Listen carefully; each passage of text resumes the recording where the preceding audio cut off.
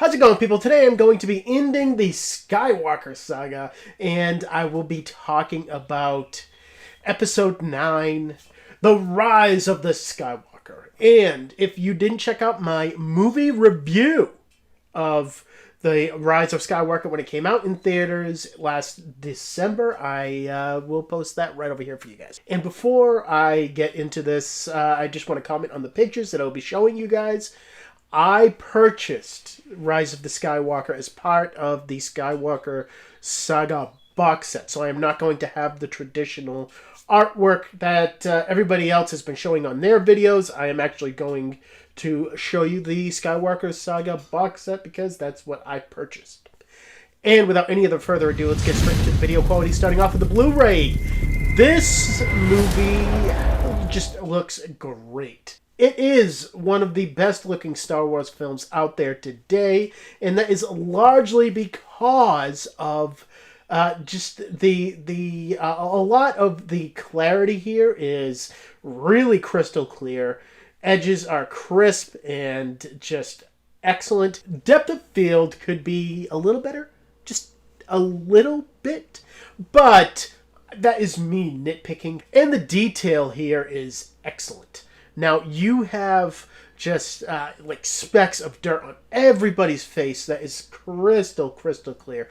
And you have environments that feel so vast, and you get so much just minute detail in just the worlds, the ships, all of it. It is great.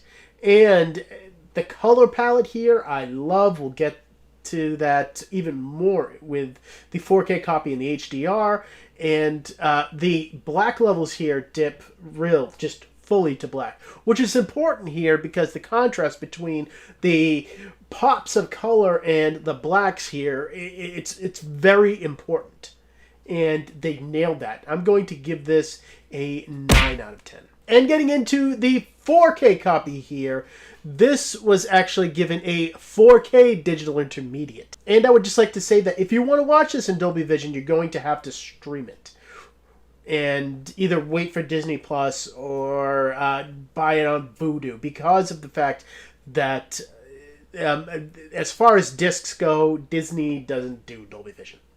So, with that being said, this still looks awesome. Clarity here is almost identical to the Blu-ray. That is a little disappointing to me. I still feel like it looks great, but as far as something that has a 4K digital intermediate that was actually shot digitally, I wanted that crispness that we saw even in digital streams of Bloodshot here, but it's not as crisp.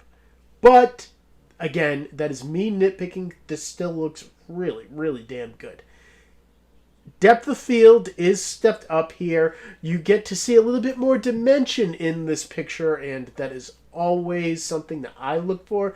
And as far as details go, it just steps it up from the Blu-ray in just a lot of the finer details. I mean, individual grains of dirt on people's faces, specifically droids. You can see just the specks and the smears and just the pores of dirt on these droids. It is great. And individual specks on the ground. I love it when you can actually see that. It's just a little bit more immersive for me in particular. And so much of this is just, it's really great. But the star of the show here, what blows the Blu-ray away is the HDR, as it should. Now, right from the beginning, you have just stark contrasts of deep black levels when Kylo Ren first is like searching for you-know-who at this point.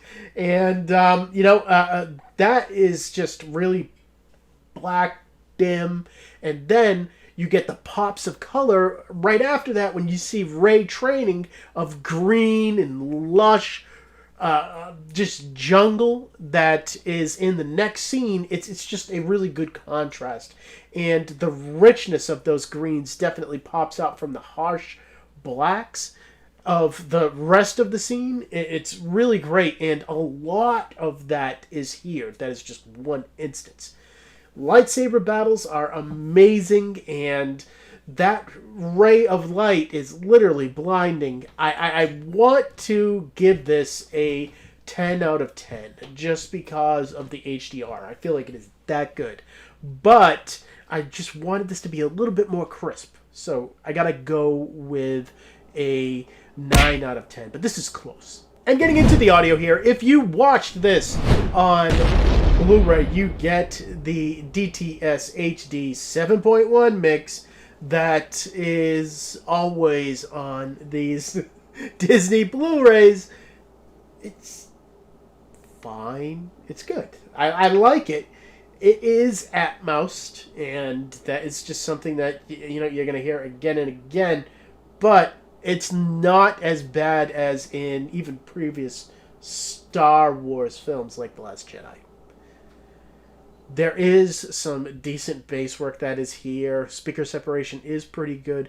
The score is underserved, but I do feel like there is always constant action in the surrounds, and the vocals are at a decent volume. I'm going to give this an 8 out of 10. As for the Dolby Atmos mix, that comes on the 4K copy, I will say that it isn't as bad as The Last Jedi. Just the same thing like the DTS HD mix that's on the Blu-ray. It's pretty good. I do feel like there are still problems with hitting those high frequency levels and those lower frequency levels. It kind of sticks around the middle, and you can definitely tell. But bass response here, nonetheless, is the star of the show. It is pretty good, and when you hear those ships a coming over your head, or you know how they love to do those shots, it is imposing because of that bass work goes. Nothing that's going to rattle your house, but it is great. And I only had to turn this up about 3 decibels, which is pretty good as far as a Disney Atmos mix is concerned. Surrounds get heavily used here, even more so than the DTS HD mix. I just feel like they're more fuller, and they just have more of an impact. While height speaker work is still more to be desired here in this department, just because of the fact that I did hear a lot of height speaker work. It was just very faint, and I just felt like I needed just a little bit more. This is Star Wars, and even though I feel like the biggest disappointment is our expectations for these mixes, even so, Disney could do better. And as for the digital copy here, it is the same as all of the other digital copies on this Skywalker Saga. It is a Movies Anywhere digital copy that you can redeem on the Vudu or iTunes, along with other streaming services, and get the 4K version with Dolby Vision and Atmos. And as far as special features goes, none of them are on the 4K disc, but I am going to forgive that just because of the length of the featurettes that are on this special feature Blu-ray disc. There is a separate Blu-ray disc that is just for special features, and it goes over everything. Specifically, there is one featurette that goes for over 2 hours long, and that one covers just all of it. That is the one that you guys would want to see, because it goes into some fine details. And then you have other shorter ones that just go into certain action set pieces, and the actors and just a lot of the people who came up with the creature designs. There are a lot of special features here, a lot of featurettes that go into a lot of detail that you guys want to see. And for that, I'm going to give this another 8 out of 10. And that's my last looks at Rise of the Skywalker. Look, this movie is not going to blow anybody away.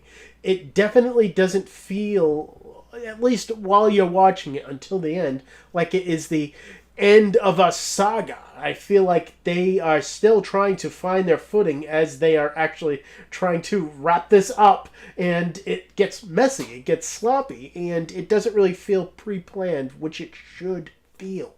I want to like these characters, but in this particular movie, they are just so overstuffed and overshadowed by each other that nobody shines. And if nobody shines, I really don't have a favorite or who to root for. It's just me watching a movie that is entertaining and has some great action set pieces, but is largely just unfulfilling.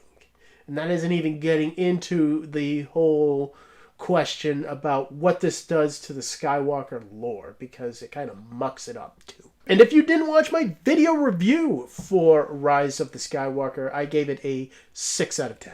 And as for my grades of Rise of the Skywalker in Blu-ray and 4K, you come out to the same grade of a 31 out of 40. You will be pretty well served by the Blu-ray or the 4K, whichever one you choose, if you are a completionist and you want to complete this saga and if you like this movie.